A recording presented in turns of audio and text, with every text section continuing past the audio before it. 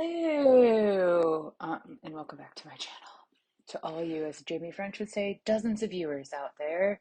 I don't know if you've ever seen Jamie French's intro, and it's like a video of her when she was a kid, and it's hilarious. So, anyway, I just wanted to jump on here really quick and give you an update on where I am in my weight loss journey. So, it's been a few weeks, couple weeks.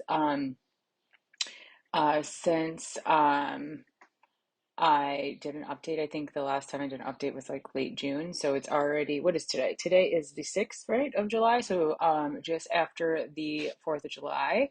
And so I met with my coach this morning. I kind of had a weird week. I just feel really tired, which I think is just hormonal. Like kind of some normal stuff or whatever. Like being a woman sucks. And been busy, but I am off from work this week. I decided to take the week off. I'm kind of in between um, projects at work. Like I have stuff, but nothing's really starting. So I decided that, I would just take the day off work. Or sorry, take the week off. So we were closed on Tuesday anyway, so it's like 4 days, and I've been checking in and stuff. But anyway, that is not why you're here. So update, I did bring the kitten home on the 4th of July. He is currently next to me playing on a scratch box, which you like put catnip in, and it's like cardboardy, and they can scratch it. And things are going pretty well. Kitty, my 17-year-old tabby cat, is a bit nervous, but he is not doing anything that is abnormal. Like he's not being aggressive or anything like that. He's just firing warning shots, like over the baby gates and stuff. The cats are separate. So I have Kitty is like in the back of the house, and then the baby cat is in like the front of the house. So they have their own unique spaces and all of that until they get used to each other. And then little kitten came with a blanket from his house. So I put that in with Kitty, so Kitty can kind of smell him and get used to him. And then today we did our first day, or first time, I guess it was, of allowing them to see each other while they were having a treat.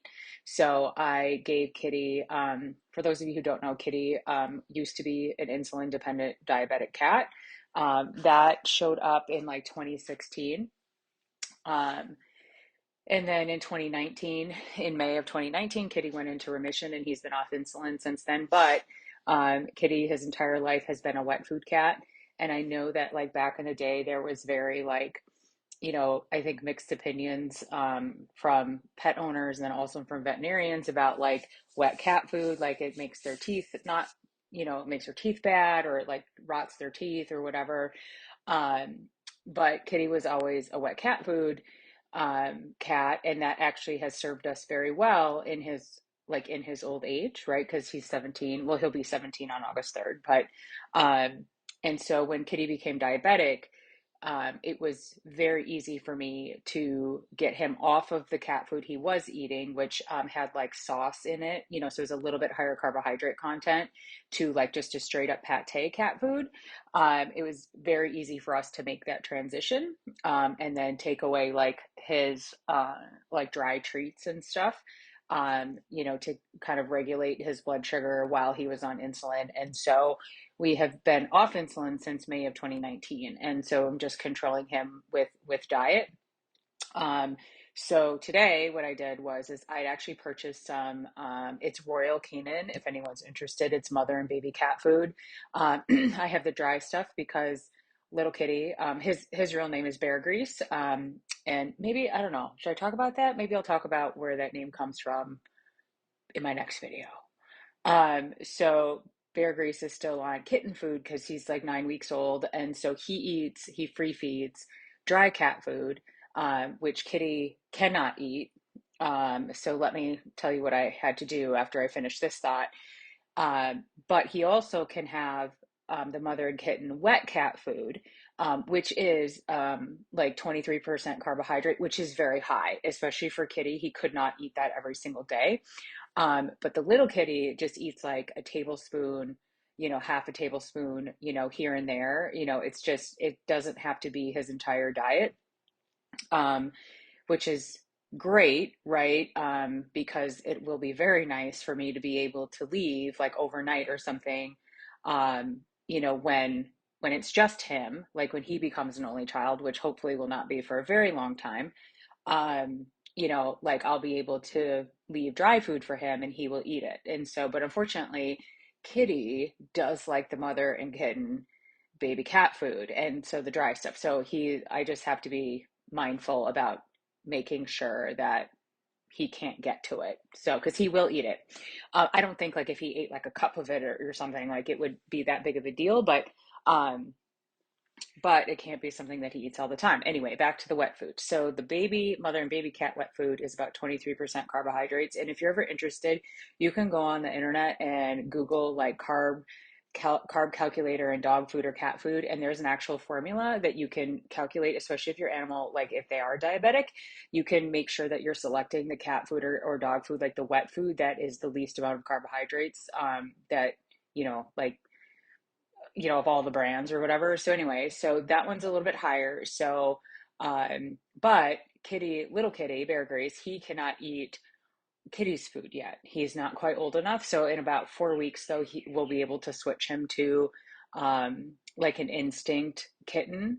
So he can come off the mother and baby cat food and go to the instinct mother and kitten food, which will be really good. And he can have that dry or wet, and then that cat food, wet cat food, is about 13% carbs. So it's still, again, a little bit higher than what I'm comfortable giving Kitty every single day, but at least they'll kind of be able to share the same food. So today, what we did is I set up just a dish, like a special dish, because Kitty eats out of an elevated cat food dish, right? It's like whisker friendly or whatever, and it's better for digestion when they eat with their heads up a little bit.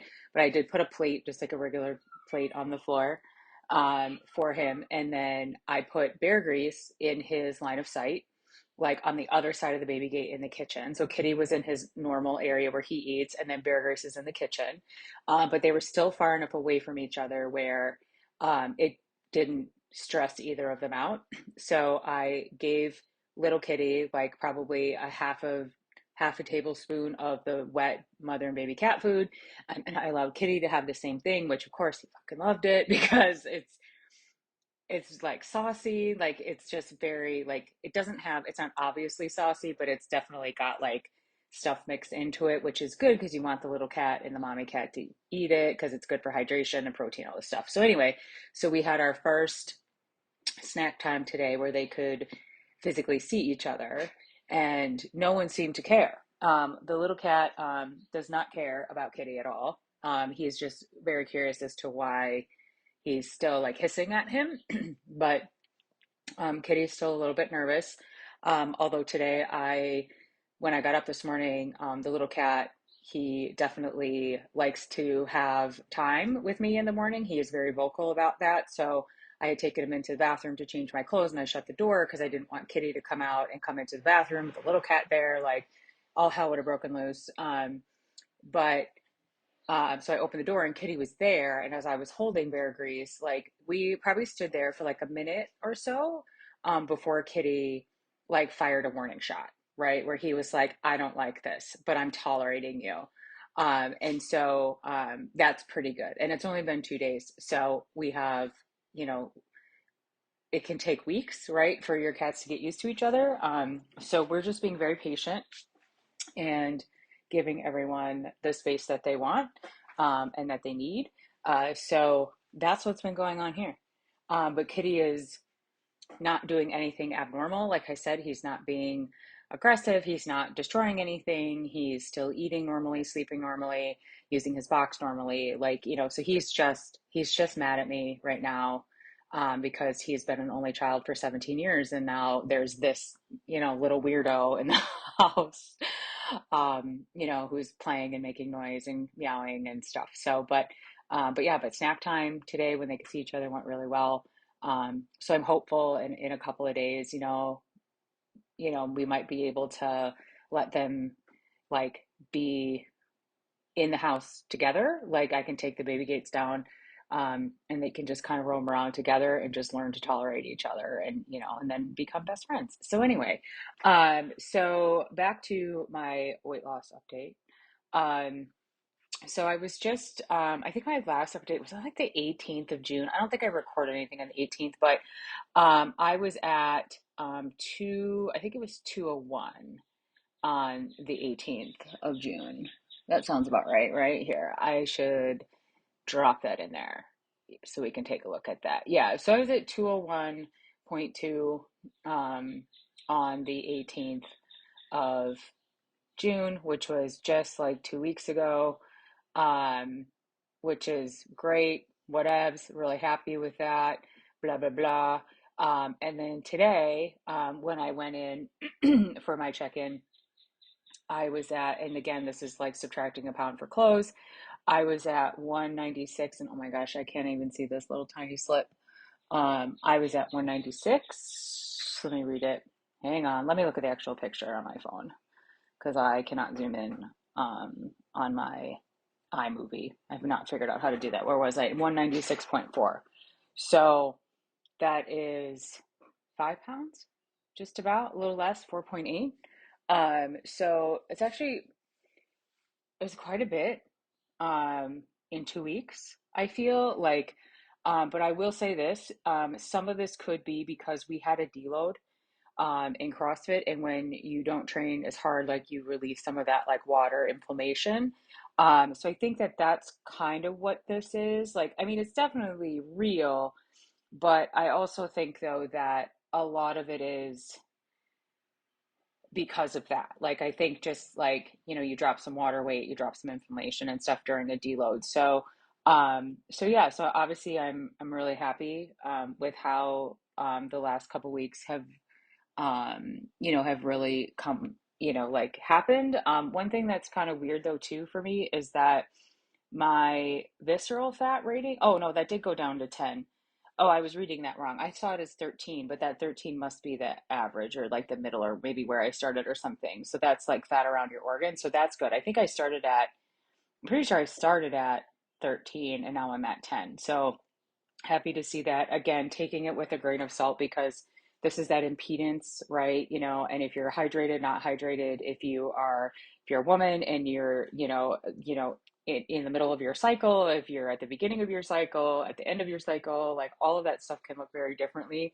Because it's just like the law of averages, right? So, but anyway, so I feel pretty good about where this is. Like, it's been a while since I've been like out of the 200s. So I can definitely feel a little bit of a difference. Um, like just doing certain things, like I'm like, oh, like my body feels a bit lighter, which is nice, right? And I'm not saying that if you are on a weight loss journey or a health journey that you have to feel any way about anything, right? As it comes to like when your body weight changes of, like up, down, stays the same, whatever, like don't that's not a big deal. But for me personally, like, especially with training, and anyone who does, anything like CrossFit, right? Anything that has a lot of body weight or gymnastics in it, um, like obviously there are benefits to being physically smaller, and not only just with body weight or lighter with body weight, but also shorter. So there's some things there. But anyway, so yeah, so I'm really happy with that. Like the ultimate like goal weight is to get back to about 180, um, which hopefully, in the next, few months, like that happens. I mean, and this is something that I don't know if I've ever really talked about. I would really love to be like in the 160s, not for nothing else, but just makes gymnastics easier and CrossFit, like pull-ups and handstand push-ups and those types of things, right? Again, when you're basically working against gravity, right? You want to have that relationship with gravity be the most advantageous as possible. So, yeah, do I think though that that's realistic? I don't know. Like, I think I can get there, but I also don't want to set myself up, for failure in a way where it's like, not that gaining weight means that you've failed anything, because trust me, I have gone back and forth with that emotion multiple times in my adult life, where you feel like such an absolute fucking failure, like if you gain weight or have regain. But I don't know. Like, do I think I could probably do it? Yes. Do I want to? I don't know. Like, and I wouldn't mind though getting to like the 180 and just sitting there with some, figuring out what my maintenance calories are, and stuff, and just sitting there for a little while. And then maybe making that decision to try, again to actively pursue weight loss. Like I just don't know. So I was talking to my coach about it today, and she said, let's make that decision later. Like, don't stress yourself out with thinking, about that now, because like now I'm like 17 pounds from like my original goal weight, or 16, however you want to look at that. And realistically, that's only, another, what, 3 months, probably 3, 6, 9, 12. Yeah, I mean, maybe 4 months, I guess it could potentially be. Like 4 months would be 20 pounds though. So like, yeah, like 3 months, 3.5 months. So, she's like, don't worry too much about that. Right now, let's just focus on, keeping things going on the right track. And yeah, so that's what we're gonna do. Um, yeah, and trying to retain obviously as much muscle mass as possible. So, which is the primary goal, right? But yeah, but anyway, so this week, I definitely feel tired. Um, so it's been kind of nice to have some downtime from work, which is great. Getting to know the new kitten. Um, it's been a big change. Like for the first 2 days, so like the fourth and then yesterday, I just felt a tremendous amount of guilt um, about Kitty, about introducing this little, floofer into his life, at 17 years old. But, I think any of you who are pet owners, and for some people, like once they have a pet that they love more than anything, right, which is how I feel about Kitty, like it's difficult to get another pet. I am not one of those people. Like I always knew that there would be another animal, like either while I had Kitty or maybe, after Kitty. And I went back and forth for a couple of years on, do I wait until he's gone? Do I not? And for those of you who don't know, like Kitty has nasal carcinoma, which is a nasal cancer. It's adenoid carcinoma, a nasal cancer. And I opted to have him treated, 3 years ago. They were like, oh yeah, average life expectancy is a year. And here we are 3 years later. And so he continues to do so well, which I totally recognize. I think I've mentioned this can change at any time. But I was like, he could live to be 25, and I mean, I would love that, that would be amazing, and so it's just, just, I had to kind of make a decision, like, do I want to wait it out for, which could potentially be another 3 to 5 years, or, do I, you know, introduce, the next version 2.0. And don't get me wrong, like he is not Kitty. He will never be Kitty. Like he's his own, little animal, right? Like his own personality. Although he is, let me tell you, very similar to Kitty. He's very smart like Kitty. He's very athletic, like Kitty, and very affectionate, which is what I wanted. So it's just a different color. He's just orange and white versus a gray tabby. So, but yeah, so I felt a lot of guilt for a couple days, but today I feel very normal. Like got up this morning, I felt like I had, everything was great. Like, and yeah, so feeling much better about that. Anyway, so this has already gone on way too long. So I appreciate you and thank you for joining me along on this journey. And hopefully we wrap this thing up here in the next couple of months. Yeah, so I will see you guys next time. I hope you had a great week. All right, love you. Bye.